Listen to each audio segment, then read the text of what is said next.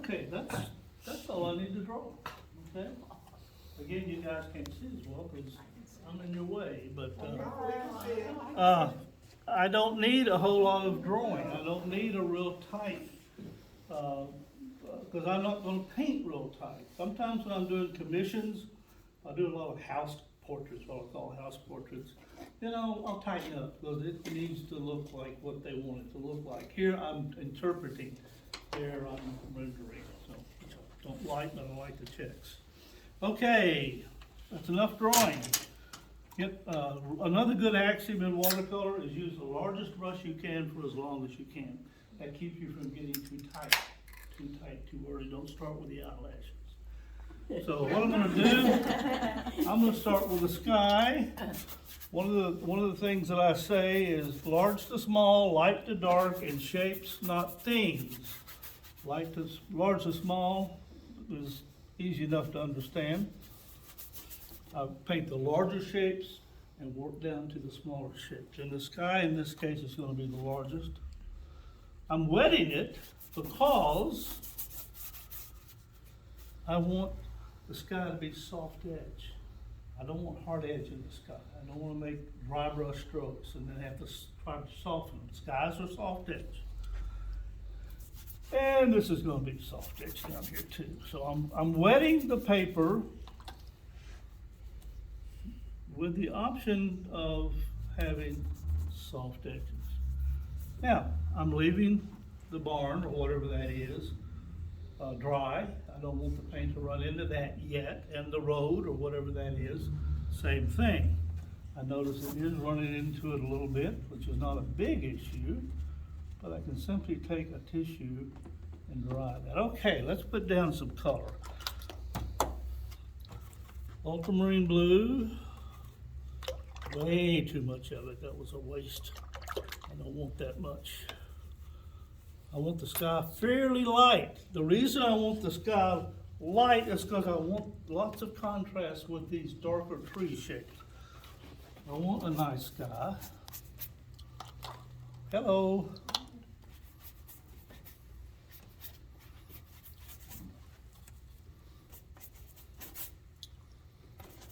Now you can see I'm being real careful here. Painstaking. Yeah, I mean, just really, really careful. If you spend more than a couple of minutes in the sky, you have probably overdone it. And I really believe that. And I don't worry too much about runs and drips. They'll probably help me out later on. But I can always go in and clean some of those things up. Now, I'm gonna take a little yellow ochre. That's a cool color there, that blue. Take a little warmth here. No. Dilute it quite a bit too. And just throw some areas in here. That's a little bit stronger than I want it, so I'll throw some more water in there. Yeah, that's working pretty well.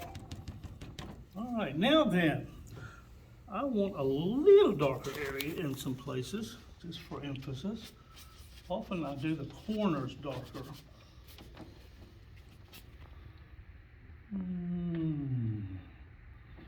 And again, you see I'm being real careful with all this.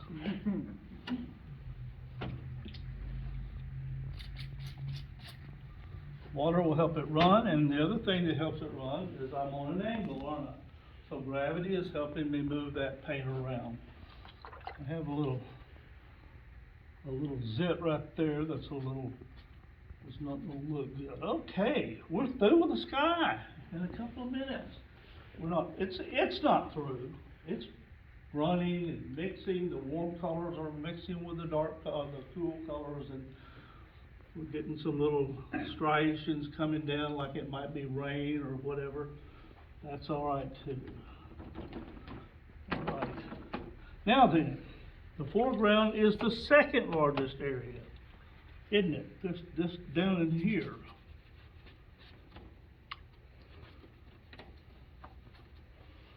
These early washes are called washes, but I call them mother colors. They're the basic colors that a lot of this will be covered up, but some of it will be popping through.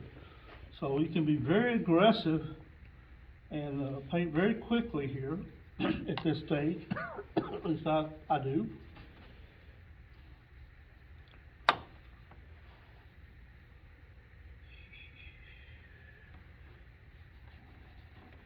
Everybody still awake? Oh, yeah. Good. One of my favorite colors is quinacridone gold, which I have in this corner here. It's a wonderful color, real rich.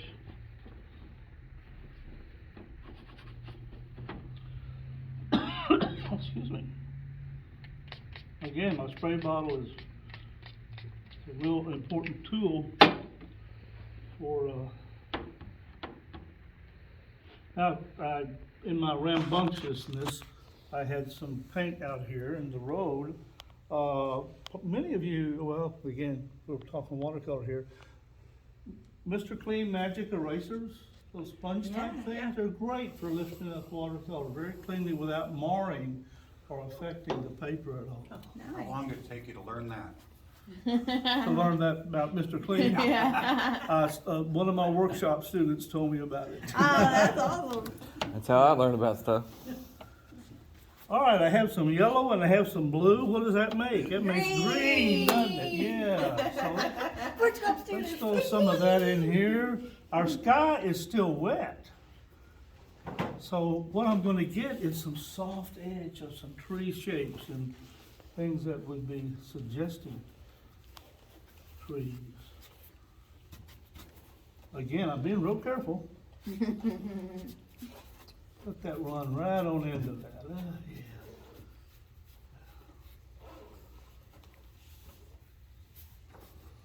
All right, that's good. Let's do it okay. Yeah. Another little technique, and I may be a little early in doing this, but I want to show you, is as it dries, a wonderful way to make texture is just to flip some water on there. Oh, that's cool. And you know, again, watercolor is one of the tricky things to do is put salt in watercolor. It makes little sparkles, little star-like things. But the water does it more organically rather than dripping salt in there. I think it does. Okay, at this stage in any watercolor painting, it looks like, and I know you're saying to yourselves out there, what's he doing? That's not looking like anything. He doesn't know what he's doing. We got out and rolled in the cold to see this. That's so not true. At this stage, it looks like it's not gonna work. It really does. And you just have to have faith that as we work up the value scale, you know, we said we work from large to small, light to dark. Well, we're in the real light areas right now. These are not even mid-tones, really. And as we work up the value scale, things start taking shape, things start appearing. It's like a sculptor chiseling out of stone or wood, and all of a sudden, there's a face or there's an arm that wasn't there a few minutes ago. All right? All right. This is a little road. It's a very tried and true technique of leading the viewer into the painting. Again, I'm talking about design now. It's kind of corny, but it works real well. And the S shape is often preferred in doing that. And of course, here's our center of interest. Now, I've noticed I've done something that is not good. And I have put this kind of right in the middle of the paper. Usually we like it above or below the center line. Now, the advantage of watercolor paper is we can crop. So if at the end of the painting I said, well, that's too much sky anyway, I'll crop into it a little bit, or even down here I can do that. But I was yapping so much that I wasn't paying attention, and this would have been better placed a little lower or a little higher. You've heard of the quadrants, and if we divide this off like this, the ideal place for our center of interest is in the quadrants. And this is a little off, but we'll live with it. Tic-tac-toe. Okay. All right. Now I'm talking a little bit, so I'm letting it dry a little bit. My next stage is I'm going to get into the barn itself with the shape that if I do it right will end up looking like a barn. Okay. I don't like to say things. You know, I've said large, small, light to dark, shapes, not things. We don't want to give things names because then we, oh gosh, I can't draw a barn, or I can't draw a dog's hind leg, or I can't draw a hand. But look at my hand. There's a square. There's some little rectangles, with 3 little rectangles in each one. If we think of things that way, as shapes, we can all draw squares, rectangles, circles, triangles, can't we? Pretty much. And if we do, and they end up looking like a hand, or a dog's hind leg, or a barn, whatever, that's lighten up, loosen up, all right? That makes sense? Yeah, absolutely. Okay. All right, I'm touching this to see how wet it is. I'm touching it with the back of my hand. I don't want to put my oily fingers on there, but the back of my hand works pretty well. All right, I'm gonna do a little bit with the road. Right now it's white. I don't necessarily want it to be totally white.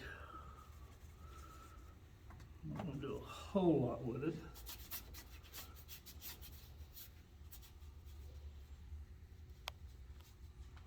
And we'll come in some shadows and things going across there. That just kind of breaks up the monotony of the whiteness. All right, barn shape. All right, the right brush for the right tool. Now I could use that mop brush to paint this with, but the flat brush is more conducive for making those shapes more conveniently. All right, so I want to mix up a gray. Well, how do you make gray, Richard? The way we make grays in all mediums is by mixing complements, colors opposite each other on the color wheel. So I'm going to take a little of my ultramarine blue, and opposite of blue is orange, isn't it? So this is pretty close to an orange. And I'm going to mix up here in my palette. Oh, look there, there's a pretty darn nice gray appearing. I want more water, I want it real light. So I've created a gray by mixing complements.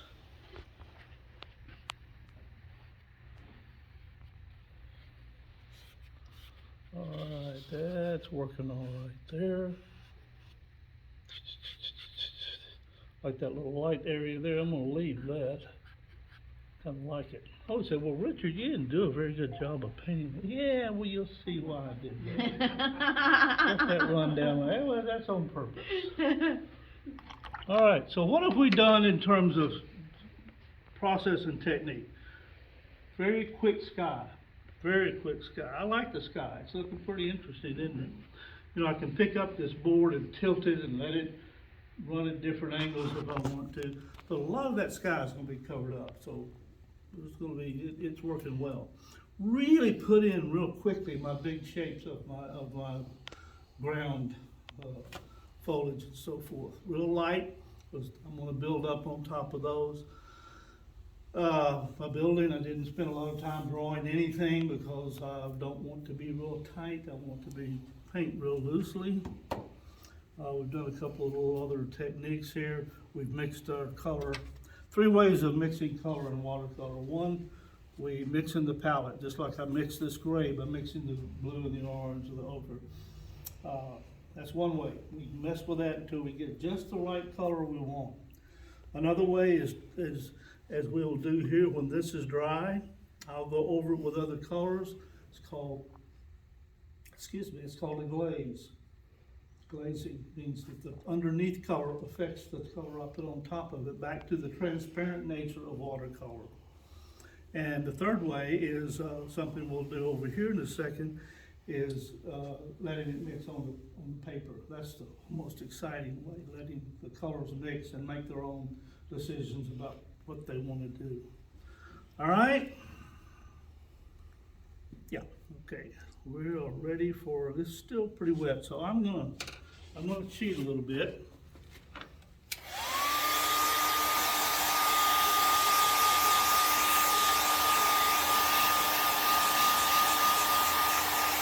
I've used a hairdryer enough that I know I maybe don't want it totally dry, but I want it drier.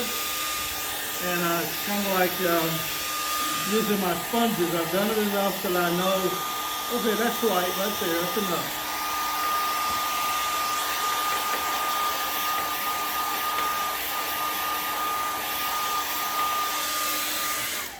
And I think that's about right. All right, next is, we're gonna mix some darks. Besides the water pigment ratio in watercolor, the second most difficult thing for students, beginning students especially, is mixing darks. They'll mix some colors or pick a color out of there and they'll put it on there and it's dark. Watercolor dries 40 to 60% lighter as it dries. It's, oh, that's not dark enough. I have to make it darker. And then they go back in there. We talked about not being able to go back into watercolor and keeping it fresh and spontaneous looking. So it's really important to know how to mix darks and what colors to use to make a nice dark. And more importantly than the colors is the ratio. Okay, I'm gonna mix a dark using very little water and lots of pigment. And I'm using burnt umber, and ultramarine blue, and I'm gonna throw in a little bit of alizarin crimson. That's a pretty darn good dark there, isn't it? Oh, I picked this up on purpose because if it doesn't run, then it's thick enough, it's gonna stay where I put it, and it's gonna stay the value that I put it down. If it runs, too much water in it. So it's a good test to pick it up, tilt your palette to see if it tells you how much water you have.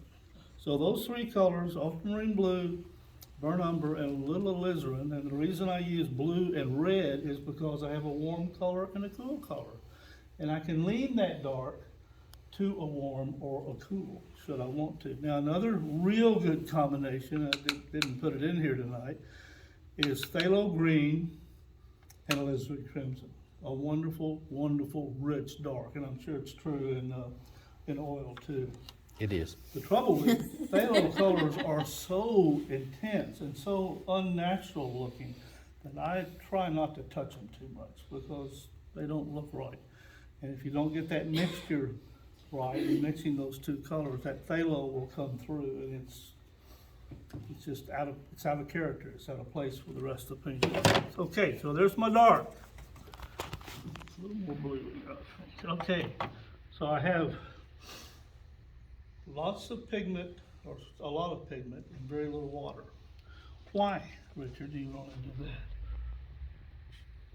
Need a little more water, believe it or not.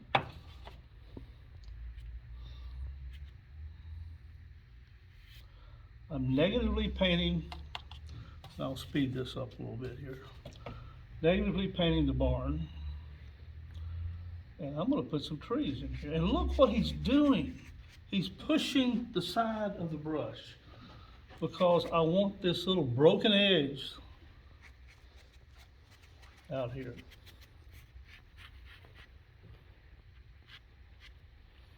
I want to negatively paint the roof line. And as I get farther and farther out,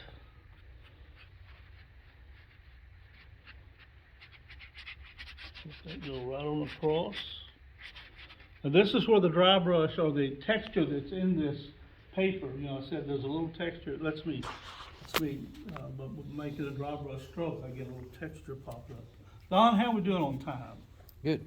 Are we okay? Is everybody still Oh, yeah, awake? we're good. All right, so like I said, we're negatively painting this barn. And I'm gonna put some, make a little more green on there, just for the heck of it. I'll throw a little yellow into that. It should make some green shape. Now, I'm very careful to not,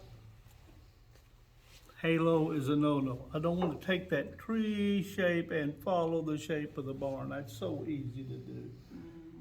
But I don't want to do that.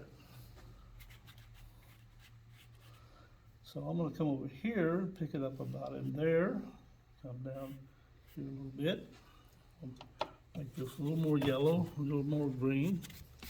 And I'm going to make this tree bigger so that I don't have the same weight, mass, from one to the other. As I go out to the edges, I want the places for little birds to fly through. Remember Bob Ross used to say that? True, that guy helped a lot of people get started with their painting. Helped me. All right. I'm still watching. Huh? Still watching. Oh, I do too, yeah. I do. Happy on the tree. You know, he was a war hero. So was remember Mr. Green Jeans? Mm-hmm. He was, they had a lot of history. Okay, come on, across like this. And I'm gonna have another tree over here. I'm gonna let this be a real big one. Notice what I'm doing with the brush. I'm not just doing that.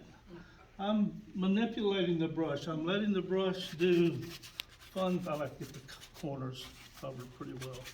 Letting the brush just do organic looking things here. As we come down the canopy of the tree, it gets darker. I'm gonna darken some of this in here in a second.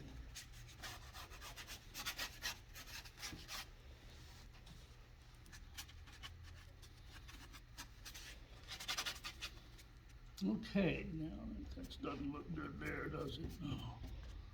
Yeah, I'm gonna darken that some down in here. Same is true here. Now, here's a fun little thing. Those are still wet, I hope. Credit cards cut up in different angles. When your credit card, you get a new one, cut the old one up. I realize I'm not speaking to watercolors all the time. But look at this, it's cut at different angles and I use it for scraping. Let's say there's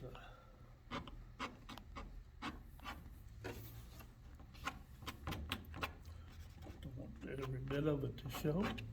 Looky there, isn't that fun? Yeah.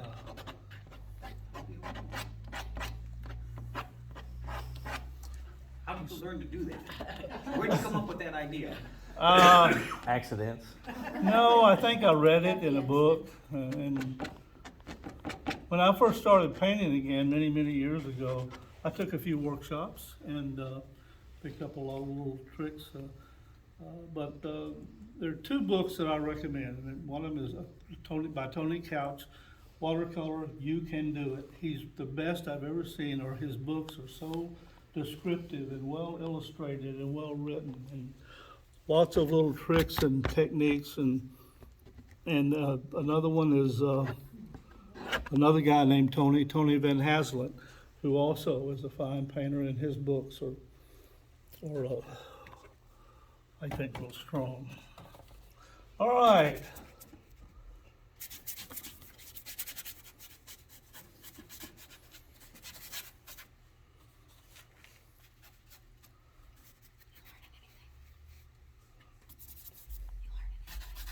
Sometimes I get a little rambunctious and get myself in trouble sometimes.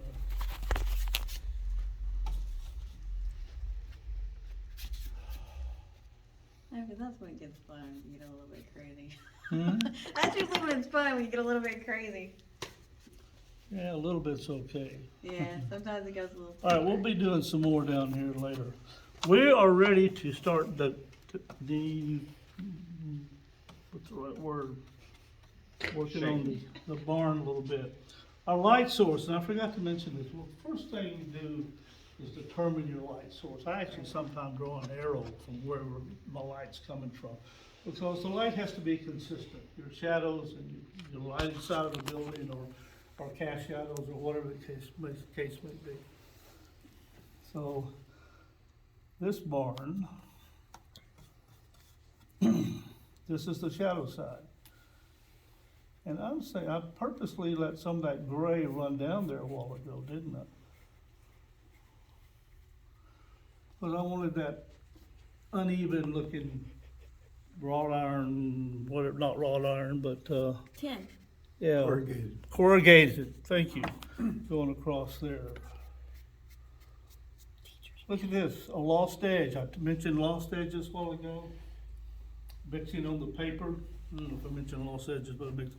So I'll let these run right into that. As I get closer to the edges of my painting, I want less emphasis there.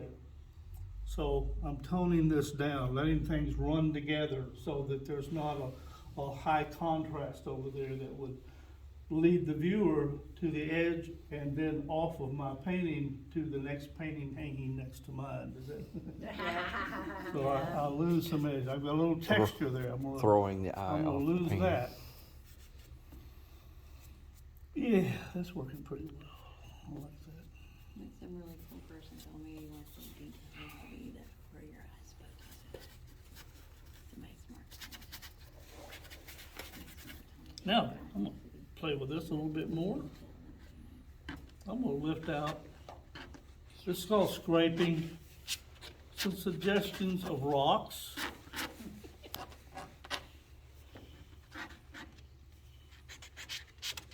I don't like that. That's finger painting. That little draw on me over there.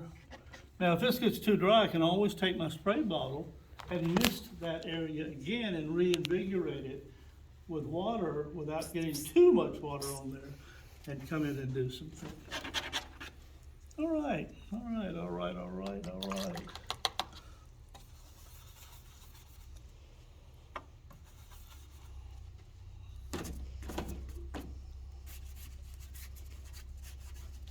I paint aggressively. I'd like to think energetically, because I don't want to be timid. The more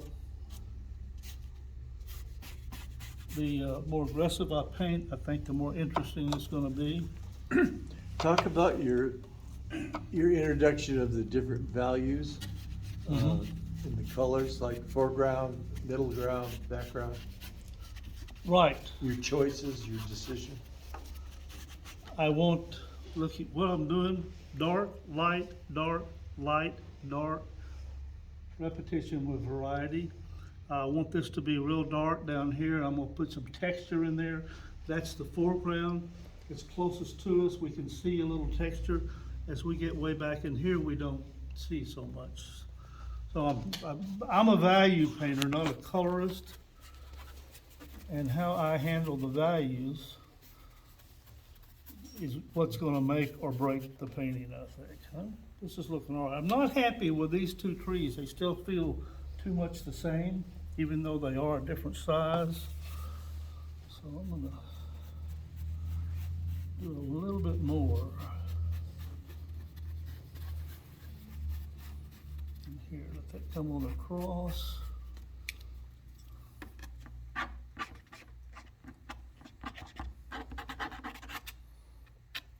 Yeah. All right. While this is still damp, I can suggest some weeds in the foreground, which again, in the foreground is where we can suggest some texture. And if I feel like that's too much, which I do, we can dilute that a little bit by spraying it. Same here, same here. It's vodka. It's vodka. What'd you say? She asked if it was plain water and Yes. Dawn said it was vodka. Yeah, I said no. vodka. I am a member of the Whiskey Painters of America. What is You that? laugh about that. It's a very, very exclusive that I'm honored to be part of. They have 100 members at any given time, and the only way you Wow. get in is someone passes away. And it is a serious, serious organization. And the key is when you do your little paintings or little bitty ones, you have to use some liquor in your water. Wine or whiskey. And they get together at bars and restaurants and they paint together around tables and they exchange paintings and they have shows, major shows around the country. I'm very honored to be part of that. All right, now see this, So how many DUIs you think are in this group? no, it's really, I've attended one of their paint-alongs when I was teaching in Ohio. That's where they're located. And there's not much drinking, it's all, I don't think I'd It's all want to in be the water. associated. I wouldn't want to be associated with those people. That's just alcohol. That's Alright. that's In my- alcohol abuse. In my and- world. Certainly, yeah. now then. That roof line that I drew is like this and like this. It means that each angle is getting a different type of light. So I've made one solid wash of the lighter value, and now I've come in with a darker value that's not getting the light so much. Gives it a little feeling of dimension, not dementia, but dimension. All right? It's dry now.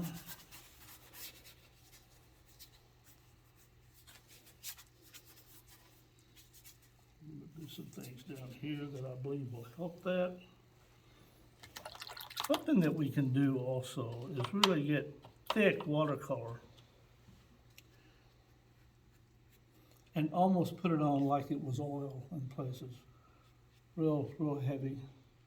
Don't want to overdo that too much, but just some little pops here and again. Now then, let's finish off the front of the building here.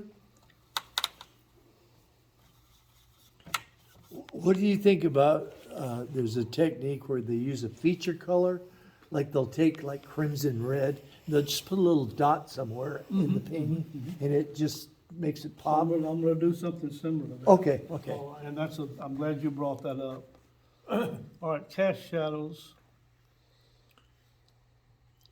Now, I've introduced this blue, and it's a little darker than I wanted it to be. But anytime you introduce a color, you need to echo that color some other places, even if it's not really something that's there. I'm gonna say, I'm gonna use that blue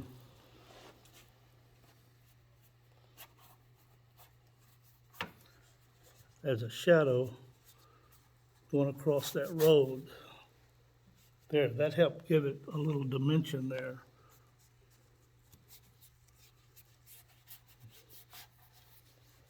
Yeah, I like that a lot better. Let's cover that corner up there too. And as it gets further away, we see less and less of it. All right, building, let's finish this building off. We're almost through.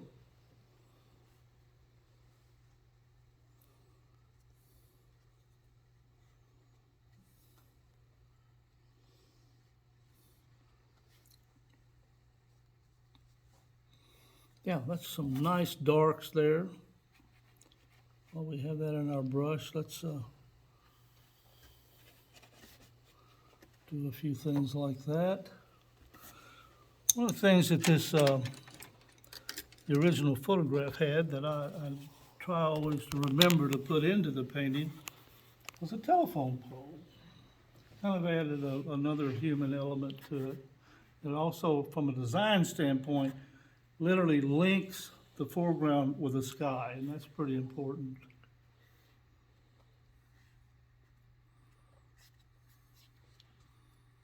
A little bit thicker than maybe I want it, but that's okay.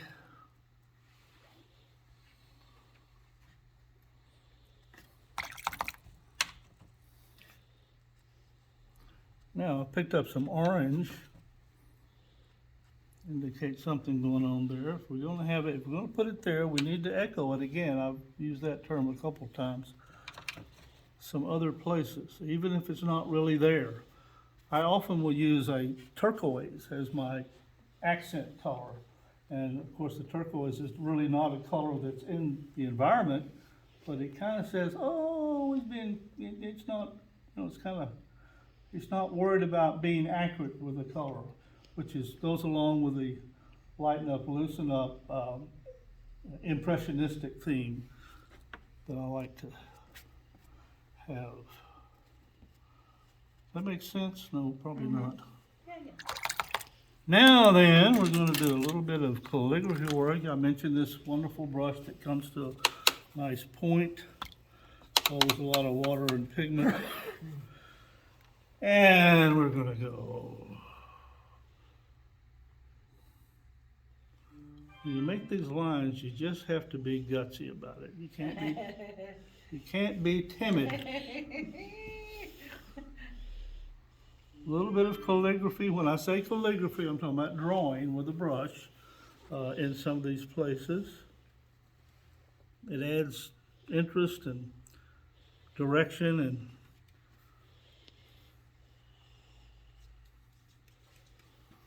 and I try to be real loose and juicy in the way I handle that.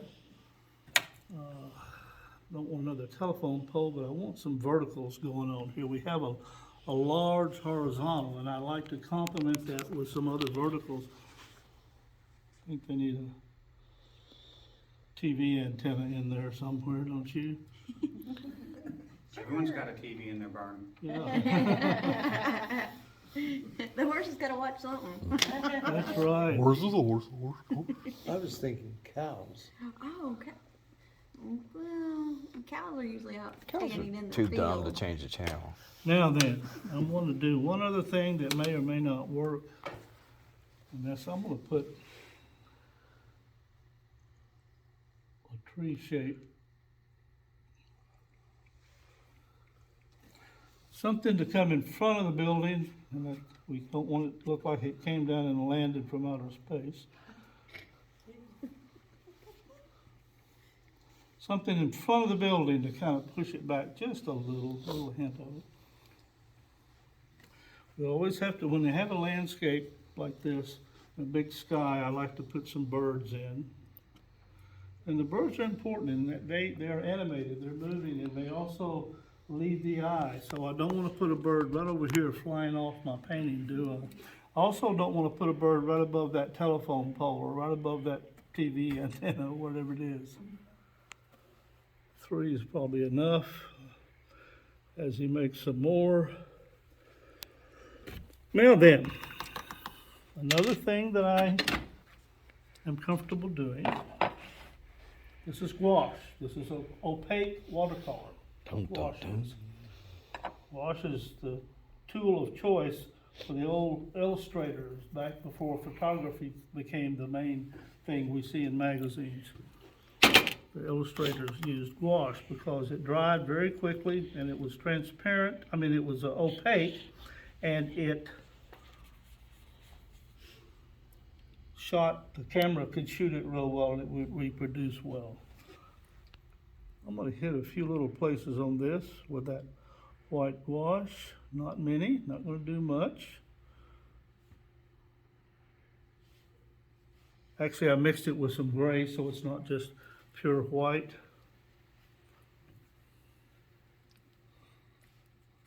And do a little dancing around with that. Now, even though light really wouldn't be going over here, I'm going to give it a little bit of light.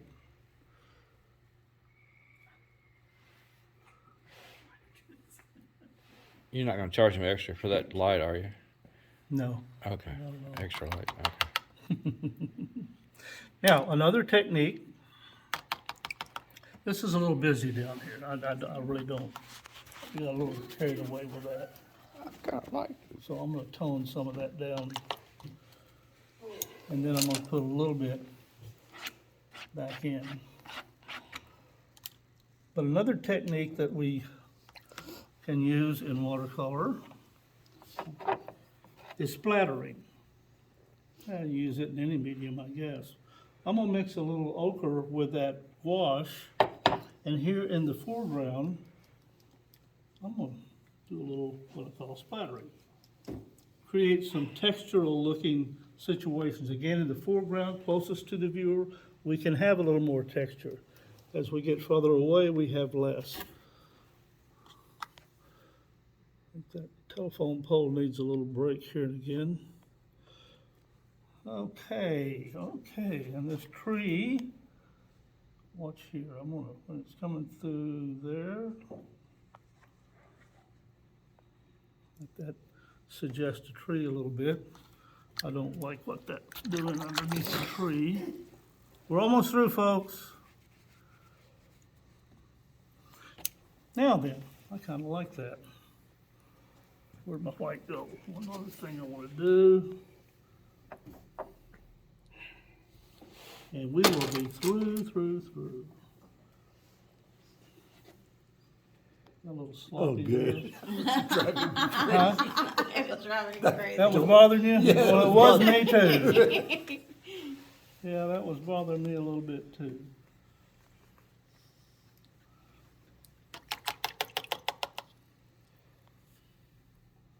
Okay, I could pick around with this, but I think I'm through enough. We started, what, about 6:40? Between my preliminary talking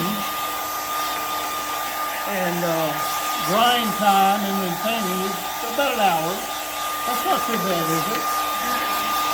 I want it faster. Faster. Huh? Faster. Now, is there a feature color or a technique that you would introduce into that, or do you already have Say it? that again.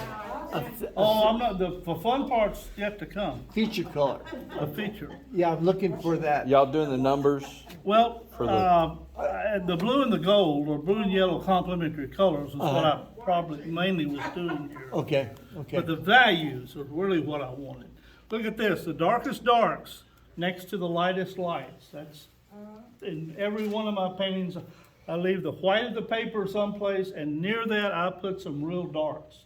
The darkest darks next to the lightest lights. Again, complementary colors, the orange and the blue. Dark, light, dark, light, dark. Repetition with variety. It's all about design. Leading into the center of interest, as it were.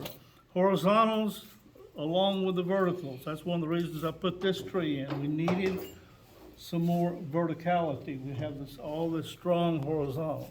All right, here, I'm gonna share with y'all something. There's only one real reason I paint watercolors, and that's so I can pull up the tape.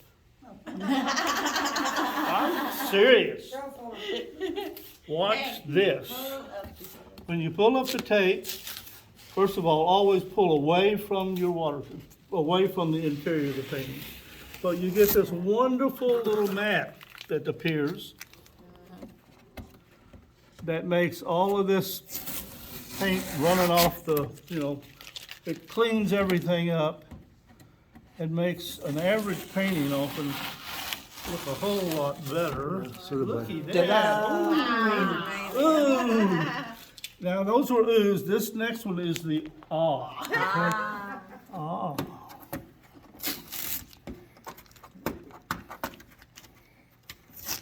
All right, again, always pull away from the interior of the. Oh, look at there!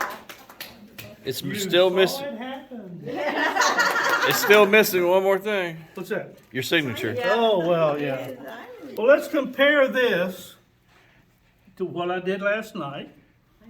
Okay, I purposely made the trees a little more green in this case rather than they were kind of blue here. And here they were just real dark. I love the contrast that dark created in this particular painting. But this has more color going on in it. Yeah.